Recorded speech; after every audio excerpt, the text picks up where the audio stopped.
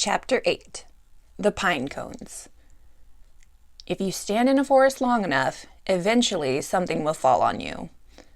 And Roz had been standing in the forest long enough. A gentle wind whispered through the treetops, and then, thunk! A pine cone bounced off her head. The robot looked down and watched the pine cone roll to a stop. It seemed harmless, so Roz went right back to doing nothing. A few hours later, a gust of wind rushed through the treetops, and then, thunk! The robot looked down at another pine cone roll away.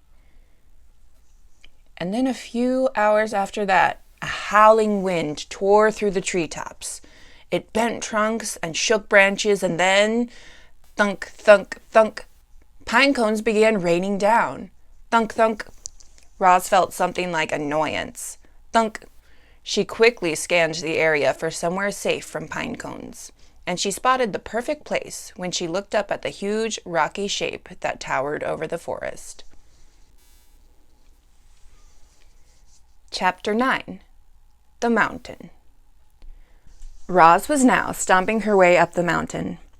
Dense forest and rocky outcrops forced the robot to zig and zag and backtrack, but after an hour of steady hiking, she arrived at the craggy mountain peak.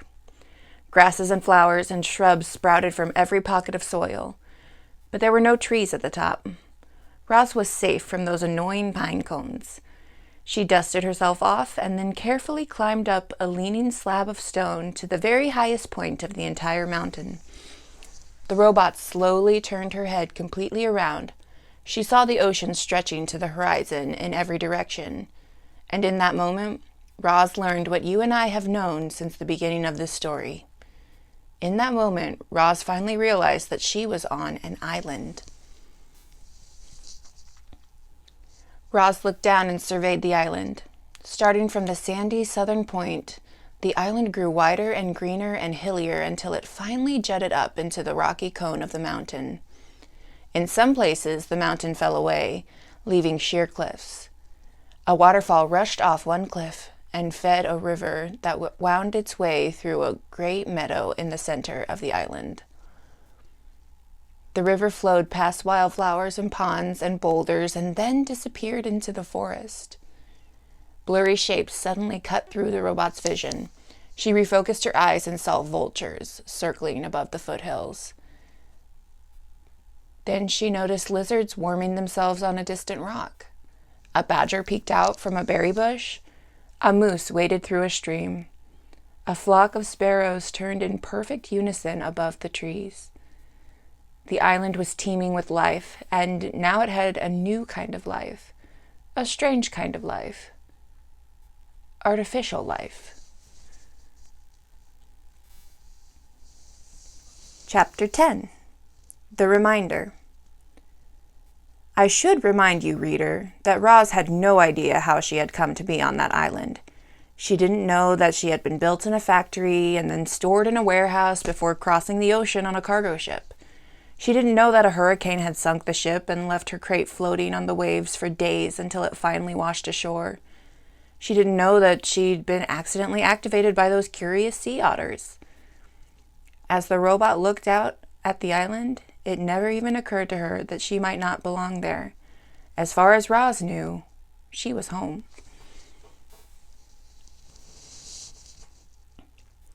Chapter 11. The Robot Sleeps. Roz stood on the peak and watched the sun sink behind the ocean. She watched shadows slowly spread over the island and up the mountainside. She watched the stars come out one by one until the sky was filled with 1,000,000 points of light. It was the first night of the robot's life. She activated her headlights, and suddenly bright shafts of light were beaming out from her eyes and illuminating the whole mountaintop. Too bright. So she dimmed them. Then she turned them off and sat in darkness and listened to the chorus of nighttime chirps. After a while, our robot's computer brain decided it was a good time to conserve energy. So she sat and anchored her hands to the rocks. Her non-essential program switched off, and then, in her own way, the robot slept.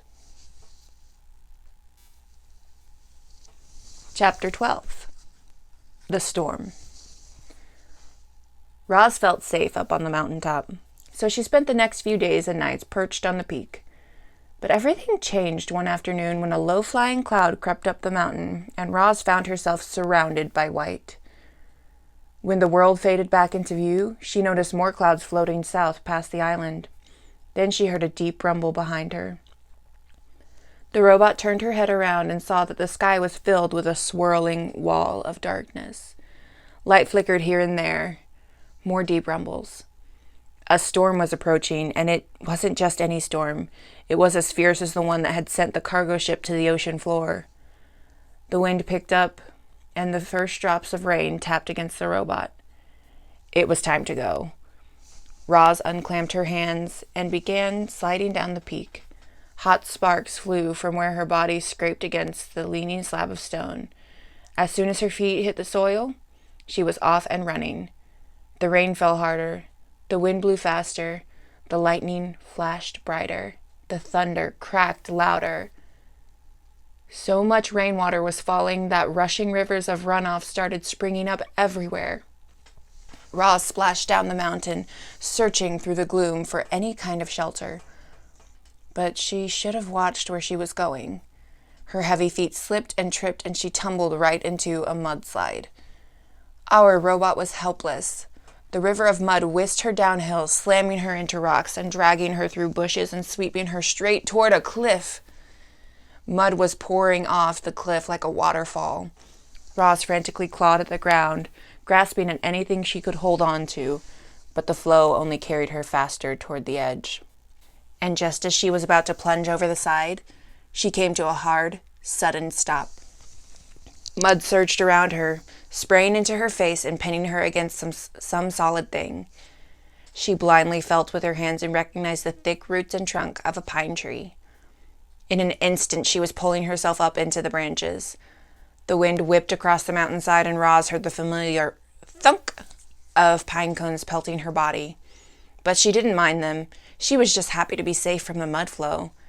The robot locked her arms and legs around the tree and waited for the storm to blow over.